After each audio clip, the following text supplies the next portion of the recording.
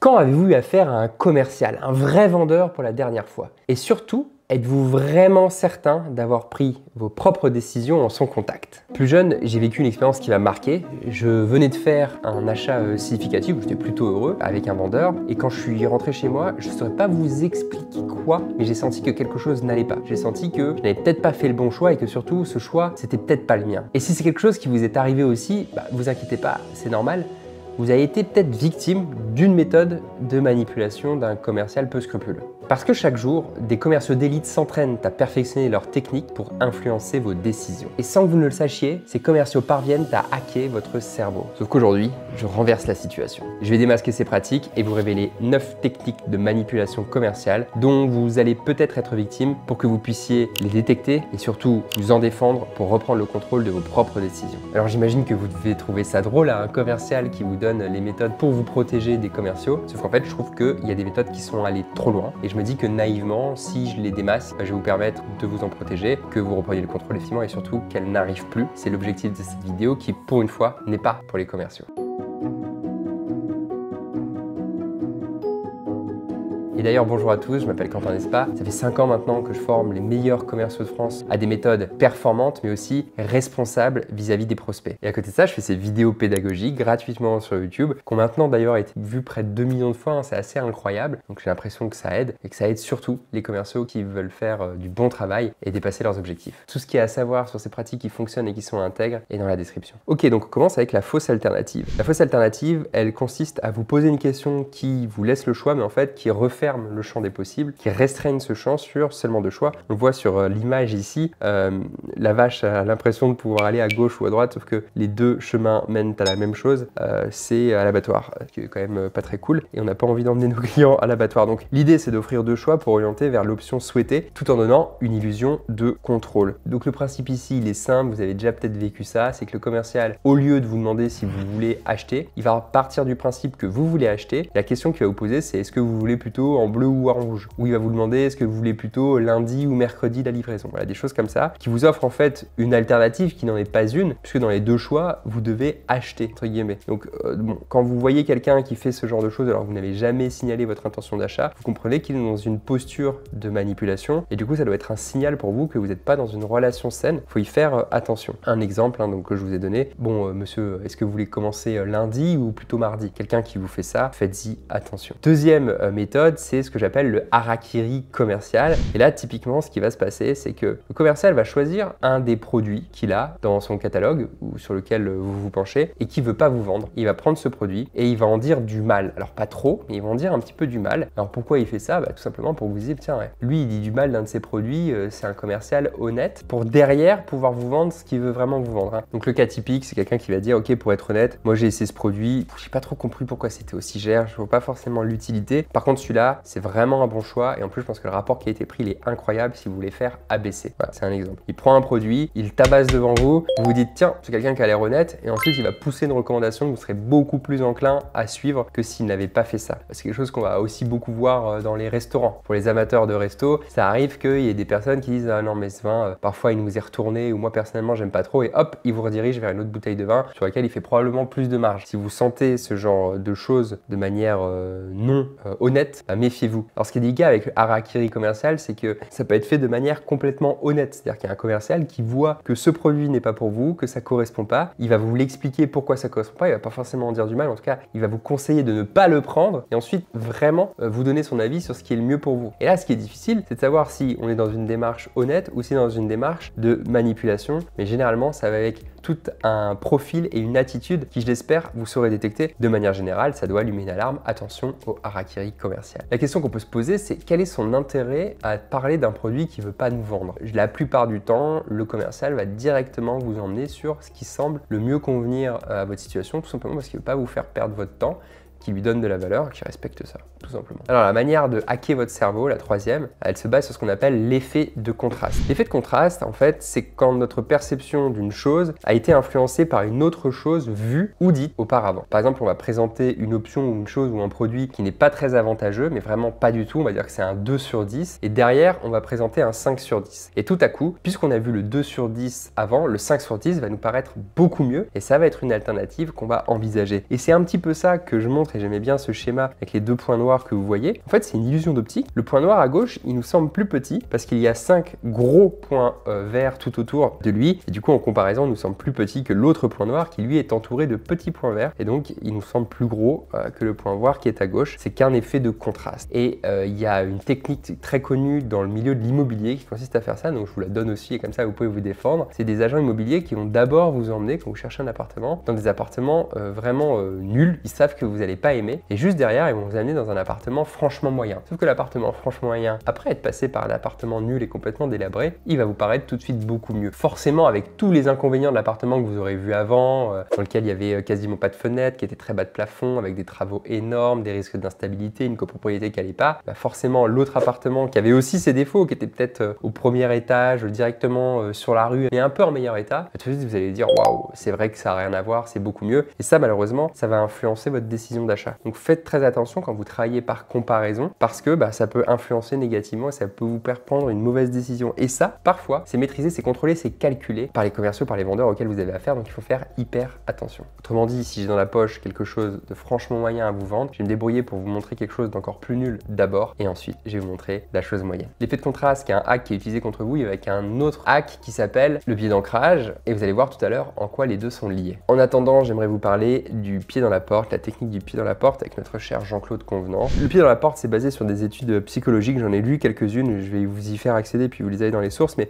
grosso modo, ça dit que quand une personne a été amenée à se soumettre à une petite requête, elle est plus susceptible de se soumettre à une requête plus importante. Une deuxième manière d'en parler, c'est que la plupart des personnes ont une meilleure opinion des gens qu'ils ont déjà aidés et sont susceptibles de leur accorder à nouveau la même faveur ou même d'aller encore plus loin pour les aider. L'exemple typique de ça, une des études qui a été faite, que je trouve particulièrement éclairante, c'est cette étude où les chercheurs sont allés dans la rue et ils ont demandé une pièce de 2 € aux passants. Et donc ils vont les voir, ils vont leur demander directement une pièce de 2 €. Taux de transformation 11%. Et puis ensuite ils ont recommencé l'opération parce que d'abord effectivement ils ont demandé une petite requête avant, ils ont juste demandé l'heure. Bonjour, est-ce que vous auriez l'heure s'il vous plaît? La personne leur répond, ce à quoi ils répondent eux-mêmes. Alors tant que j'y suis, est-ce que par hasard vous auriez pas 2 € s'il vous plaît? Taux de transformation 44%. On a multiplié par 4 le nombre de personnes qui acceptent la grande requête en étant passé d'ailleurs par une étape avant, dans une étape intermédiaire. Donc là on voit que c'est intéressant. Alors cette étude, j'ai eu du mal à la retrouver, donc je vous la donne quand même au conditionnel. En revanche, si ça vous intéresse, allez voir l'étude de Friedman et Fraser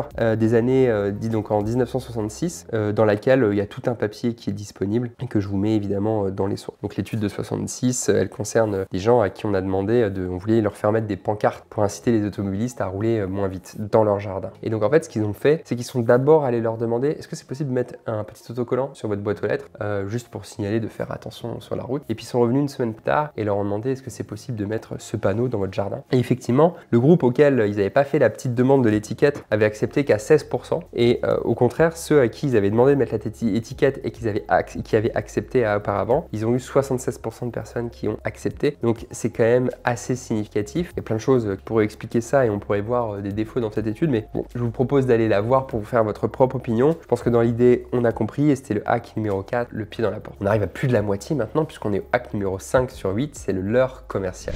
Le leurre commercial, ça consiste à attirer quelqu'un avec une offre hyper allégeante, mais en fait qui sera jamais disponible. C'est juste pour faire venir la personne et ensuite, tant qu'elle est devant nous et qu'on sait qu'elle a un problème, on va lui proposer la vraie chose, on va lui proposer ce qui nous reste à vendre. Un exemple, ça va être de dire ah bah je vends le MacBook à moins 50% et puis quand vous venez chercher votre MacBook à moins 50%, on fait ah, désolé monsieur, on a été dévalisé, il n'y en a plus en stock. En revanche, je peux vous proposer tel autre MacBook à moins 5%. Ce ne sera pas forcément les prix les moins chers, mais vous êtes là, on sait que vous voulez un MacBook, on vous a mis le grappin dessus et donc on va essayer de vous vendre quelque chose. Alors évidemment, il y a des lois qui visent à éviter ça et à le limiter un maximum possible, mais ça arrive encore. Je peux vous donner un exemple qui m'est arrivé il n'y a pas longtemps. En fait, je me suis rendu compte qu'il y avait des agents immobiliers qui s'amusaient à mettre des annonces d'appartements qui ont l'air impeccables, juste pour que vous les appeliez et à chaque fois ils vous disent ah non désolé, l'appartement vient de partir, mais par contre si vous me donnez vos critères de recherche, ce que vous voulez, votre budget, etc., eh ben je pourrais vous trouver autre chose. Et comme ça en fait j'ai vu qu'il y a des appartements qui étaient indisponibles et qui restent hyper longtemps sur les plateformes juste pour attirer le chaland, récupérer des coordonnées et augmenter sa base de contact. Ça, pas bon du tout. D'une manière un peu plus éthique, c'est tout ce qu'on appelle les produits d'appel, c'est d'avoir un produit qui est pas cher du tout, qui va attirer les personnes et autour duquel on va pouvoir faire de l'upsell quand la personne est là. Le menu du jour dans un restaurant, le café ou le McDo pas cher, le menu petite faim pas cher, et puis on va essayer d'aller faire de l'upsell autour de ça. Donc ça, il faut faire attention, il faut s'en protéger. Si vous voyez quelqu'un qui commence à être dans cette démarche, qui vous a promis quelque chose chose qu'il n'a pas pu faire et qu'il se rabat tout de suite sur autre chose. Évidemment, parfois ce sera vrai aussi, mais d'autres fois ce sera complètement calculé. Et donc dans ces situations, l'objectif c'est de garder la tête froide et c'est de décider dans quelle de ces deux situations vous pensez être. Ça ne veut pas dire que vous allez arrêter la relation, parce que vous aussi vous pouvez avoir le contrôle et aller de l'avant en connaissance de cause, en sachant que cette personne, elle est plutôt dans une démarche manipulatoire, mais au moins vous savez et vous pouvez vous protéger. Acte numéro 6, c'est l'effet d'ancrage. Je vous l'avais promis, je vous en parle maintenant. L'effet d'ancrage, c'est le fait de fixer une référence de prix, de valeur, de taille de demande qui va influencer la perception des demandes qui arrivent après ou des prix qui arrivent après. Donc là, vous voyez sur cette illustration, deux cas de figure, une personne qui va dire ah bah telle chose, là en l'occurrence le petit chien qui coûte 1000 €, mais c'est une horreur, c'est trop cher. Et puis on va faire la même chose et on va dire que le petit chien il coûte 5000 €, mais qu'il y a une petite réduction et que maintenant il est à 1000 € et tout à coup on a l'impression de faire une super affaire parce que l'ancrage initial était 5000 €, que maintenant on passe à 1000, donc ça nous paraît être une paille. L'effet d'ancrage, c'est ce qu'on voit beaucoup en négociation quand quelqu'un par exemple va vous demander une réduction de 50%, alors qu'au fond ce qu'il veut c'est une réduction de 10%. Il va venir ancrer un chiffre et comme vous voulez pas être trop éloigné de ce que il vous a demandé, vous allez chercher quelque chose plus ou moins entre les deux, ce sera calculé pour lui et au final il va arriver au prix qu'il veut. Bon ça clairement c'est une forme de manipulation puisqu'on va ancrer un chiffre. Si ça vous arrive, vous pouvez contre-ancrer, vous pouvez ignorer, faites-y attention et réfléchissez à la vraie valeur des choses plutôt que de vous arrêter sur des réductions et demandez-vous d'ailleurs ce qui justifie d'avoir un tel écart avec un prix affiché. Donc les petits indices, c'est quelqu'un qui va vous dire ah mais normalement là je vous le fais à 5000 € mais normalement c'est 15 000 €. Quelqu'un qui va dire non mais il y a 3 ans ça valait le double. Plein de choses comme ça pour aller ancrer une valeur dans votre tête. Donc il faut faire attention. Vous pouvez vous en servir, du coup je le disais pour le cas de l'acheteur, dans l'autre sens, il n'y a aucun problème, ça marche pour tout le monde. Le hack numéro 7, c'est le coût relativisé. Alors là ici, le but du jeu, ça va être de présenter un prix sous une forme fractionnée, réduite, pour le rendre plus acceptable, pour le comparer avec quelque chose du quotidien par exemple. Admettons que vous voulez acheter un casque audio qui coûte 1000 € et que le vendeur vous dise 1000 €, bon au final c'est 3 € par jour, c'est le prix de votre café, c'est pas si cher pour avoir un son de qualité. On va venir essayer de rationaliser, découper, revenir à des ordres de grandeur pas trop énormes pour dire en fait 1000 € c'est pas cher, c'est 3 €, vous allez vous en servir tous les jours, etc. Et donc baisser la perception du prix dans votre tête. C'est pas la plus machiavélique des méthodes, mais simplement sachez-le. Le but en faisant ça évidemment c'est de faire baisser votre perception du prix. Posez-vous vraiment la question de savoir si dans l'absolu c'est acceptable parce que si vous amusez à découper tous les trucs à 1000 € en 3 € par jour, au final ça va vous faire 300 € par jour et tout à coup le budget va devenir difficile à tenir. En l'occurrence vous n'allez pas le payer 3 € par jour, vous allez payer 1000 € le jour où vous l'achetez. Donc c'est pas vraiment valable et ce serait discutable si c'était 3 € par jour. Ça c'est plutôt une méthode qu'on pourrait utiliser pour quelqu'un qui veut faire l'achat, pour qui ce serait vraiment utile si on a une conviction, qui a du mal à passer à l'action parce que pour lui dans l'absolu la valeur paraît hyper chère même s'il a les moyens, il ou elle a les moyens. Et du coup peut-être qu'utiliser cette méthode du coût relativisé peut être au bénéfice en fait du client.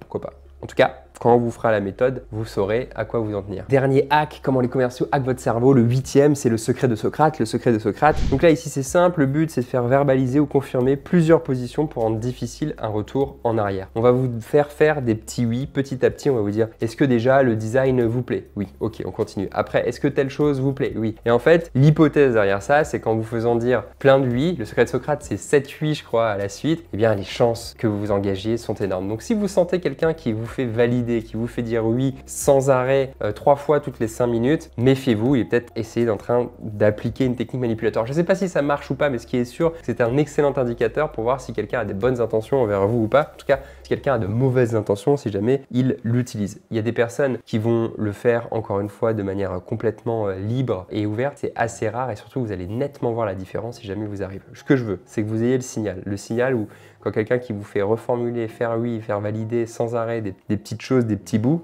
d'ailleurs parfois c'est agaçant, sachez qu'il est dans une posture et qu'il est peut-être en train d'essayer de vous loquer pour faire la vente. Je vous ai mis des exemples, est-ce que vous êtes d'accord que ce produit répond bien à vos besoins? Est-ce que vous voulez faire un test? Ça vous engage à rien, ce genre de choses. Il faut s'en méfier. Donc je reviens à mes 8 hacks. L'effet de contraste, le coût relativisé, le pied dans la porte, le leurre, l'effet d'ancrage, le harakiri commercial, le secret de Socrate et la fausse alternative. Je vous les ai fait dans le désordre, mais vous les avez là. N'hésitez pas à y revenir si vous voulez vous rafraîchir la mémoire. J'espère que ces 8 méthodes qui font que les commerciaux les moins bien intentionnés hackent votre cerveau vous aident, vous arment pour vous en défendre. L'une des choses que l'on peut faire, c'est toujours pointer du doigt si jamais c'est trop oppressant, ou simplement désengager la relation et changer de commercial. Voilà, ces techniques, elles doivent s'arrêter. Je pense que la meilleure manière de le faire, c'est de nous équiper pour les éviter. J'espère que cette vidéo vous a plu. Si jamais vous êtes dans des situations de vente parfois, que ce soit votre métier commercial, ou vous soyez chef d'entreprise, ou vous ayez de la communication, un pitch à faire, une idée à vendre, quelque chose à négocier avec quelqu'un, vous pouvez vous abonner à la chaîne, mettre même un like sur la vidéo pour booster l'algorithme. Moi, je m'en fiche des likes, mais l'algorithme adore ça. Ça sera très utile, ce sera une manière de me remercier si la vidéo a été utile. Sinon, vous pouvez aller en description, il y a ma newsletter, ou sur LinkedIn, vous pouvez me suivre pour plus de conseils sur la vente